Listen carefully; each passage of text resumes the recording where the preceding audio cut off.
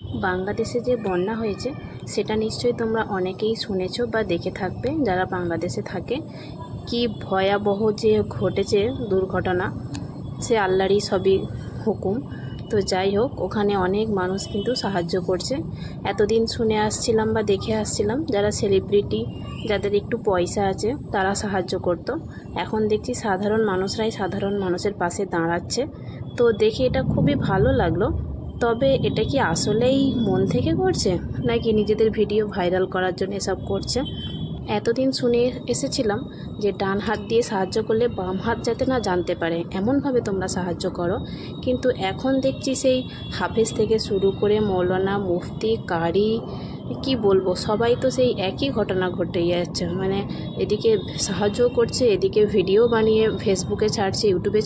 তবে দয়া করে আমার এই কথাগুলো কেউ খারাপ মনে করবে না। আমি যেটা শুনে এসেছিলাম সেটাই বলার চেষ্টা করলাম, যে সাহায্য করতে হয় গোপনে। এইভাবে ঢাক ঢোল পিটিয়ে লোক জানিয়ে সাহায্য করার কোনো মানে হয় না। তো সবাই ভালো থেকো, সুস্থ থেকো, আল্লাহ হাফিজ।